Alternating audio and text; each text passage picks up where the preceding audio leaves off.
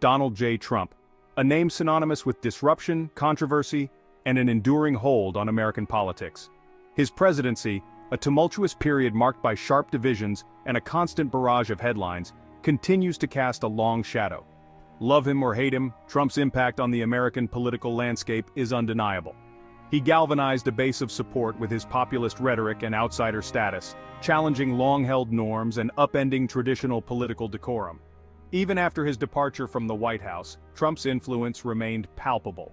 He continued to be a powerful voice within the Republican Party, shaping its direction and endorsing candidates who aligned with his brand of politics. His rallies drew large crowds, showcasing the enduring fervor of his base. But lurking beneath the surface of this political activity was a storm of legal challenges, threatening to engulf Trump and his legacy. The investigations and accusations had been swirling for years, casting a pall over Trump's post-presidential life. From allegations of business improprieties to scrutiny over his role in the January 6th Capitol riot, the legal entanglements grew increasingly complex.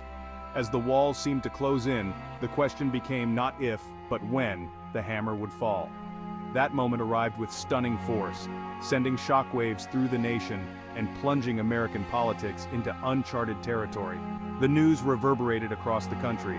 Donald J. Trump had been indicted. It was a watershed moment, marking the first time in American history that a former president faced criminal charges. The indictment, detailing a litany of alleged offenses, set the stage for a legal battle of epic proportions. The outcome, it was clear, would have profound implications not just for Trump himself, but for the future of American democracy.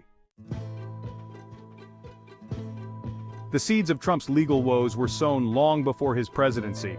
His business dealings, often shrouded in secrecy and controversy, had attracted the attention of authorities for decades. Allegations of fraud, tax evasion, and other financial improprieties dogged him for years. But it was his foray into politics that truly amplified the scrutiny. Trump's campaign for president, fueled by populist rhetoric and a disdain for establishment norms, was as unconventional as it was successful. His victory in the 2016 election shocked many and ushered in an era of unprecedented political polarization. But his unorthodox approach to governing and his penchant for pushing boundaries also drew intense scrutiny from legal experts and political opponents.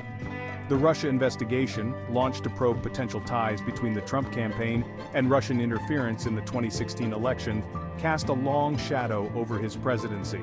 While the special counsel's report did not establish a criminal conspiracy, it detailed numerous contacts between Trump associates and Russian individuals and entities, raising serious concerns about potential collusion. Though Trump emerged from the investigation without facing federal charges, the cloud of suspicion lingered.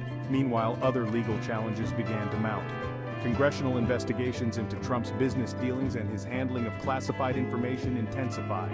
State-level investigations focusing on allegations of financial improprieties within the Trump organization gained momentum. And the January 6th Capitol riot, a dark day in American history, thrust Trump's actions and rhetoric into the legal crosshairs once more. The indictment, when it finally arrived, was a bombshell. It laid out a detailed case against Trump, alleging a range of criminal offenses related to his attempts to overturn the results of the 2020 election.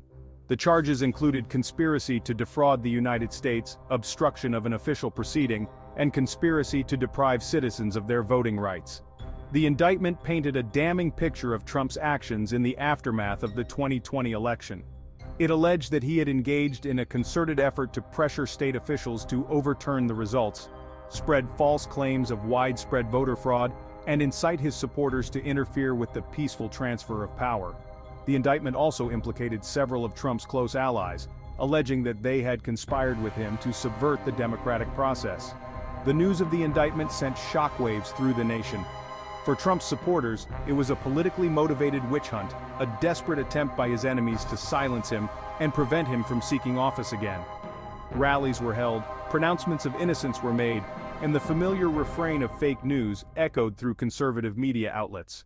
The base was energized, their loyalty to Trump only strengthened by what they perceived as an unjust persecution. For Trump's detractors, the indictment was long overdue. They saw it as a crucial step towards accountability, a sign that no one, not even a former president, was above the law. The charges, they argued, represented a grave threat to American democracy and a stark reminder of the fragility of democratic institutions. The nation, it seemed, was on a knife's edge, bracing for a legal battle that would have far-reaching consequences. The courtroom became a stage for a high-stakes drama, a spectacle that captivated the nation and drew intense scrutiny from every corner of the political spectrum.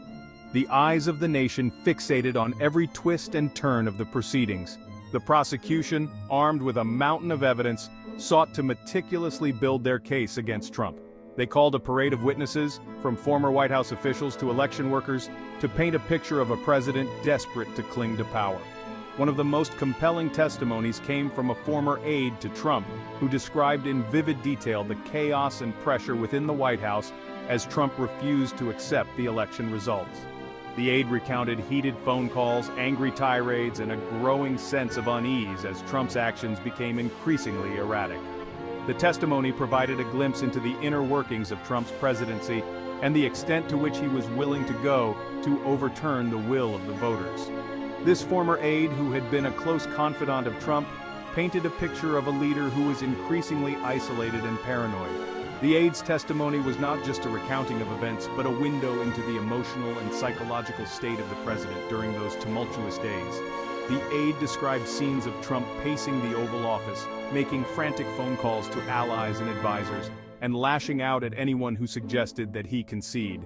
The pressure within the White House was palpable, with staffers caught in a whirlwind of conflicting directives and mounting tension. Another key witness, a Georgia election worker, delivered an emotional testimony about the harassment and threats she faced after being falsely accused by Trump and his allies of tampering with ballots. Her voice cracking with emotion, she described the fear and anxiety she felt as she became the target of a relentless smear campaign. Her testimony served as a stark reminder of the real-world consequences of Trump's actions and the damage inflicted on those caught in the crossfire. The election worker's account was a poignant illustration of how the president's words and actions reverberated far beyond the halls of power, affecting the lives of ordinary citizens in profound and often devastating ways. The defense, meanwhile, mounted a vigorous counteroffensive. They characterized the prosecution's case as politically motivated, arguing that Trump genuinely believed the election had been stolen from him. They sought to undermine the credibility of key witnesses, portraying them as disgruntled former employees with an axe to grind. And they repeatedly invoked the First Amendment, arguing that Trump's fiery rhetoric was protected political speech, not a criminal conspiracy. The defense attorneys were relentless in their cross-examinations, aiming to cast doubt on the prosecution's narrative, and to sow seeds of uncertainty in the minds of the jurors. As the trial progressed, legal analysts and commentators weighed in, offering their perspectives on the strengths and weaknesses of both sides' arguments. The public, too, was deeply divided, with some viewing the trial as a necessary reckoning for a president who had overstepped his bounds, while others saw it as a politically motivated witch hunt. The media coverage was relentless, with every development dissected and debated in real time. The trial became a focal point for the nation's ongoing debate about democracy, the rule of law, and the limits of presidential power. The testimonies and evidence presented in the courtroom were not just about the past, but also about the future. They raised fundamental questions about accountability, justice, and the resilience of democratic institutions. The trial was a test of the nation's ability to confront uncomfortable truths and to hold its leaders accountable, regardless of their power or popularity. It was a moment of reckoning not just for Trump, but for the country as a whole. The outcome of the trial would have far-reaching implications, shaping the political landscape and influencing the public's trust in the democratic process. As the trial drew to a close, both sides delivered their closing arguments, each seeking to leave a lasting impression on the jurors. The prosecution urged the jury to consider the weight of the evidence and the gravity of the charges, while the defense implored them to see the case as a politically motivated attack on a president who had simply exercised his right to free speech. The judge's gavel signaled the end of the proceedings, but the impact of the trial would be felt for years to come. The nation awaited the verdict with bated breath, knowing that whatever the outcome, it would be a defining moment in American history. The trial of Donald Trump was more than just a legal battle. It was a reflection of the deep divisions and challenges facing the nation. It was a moment that tested the strength of American democracy and the principles upon which it was founded. As the country grappled with the outcome, it was clear that the trial had left an indelible mark on the national consciousness, prompting a renewed examination of the values and ideals that define the United States. The echoes of the trial would resonate long after the courtroom doors had closed, shaping the discourse and direction of the nation for generations to come.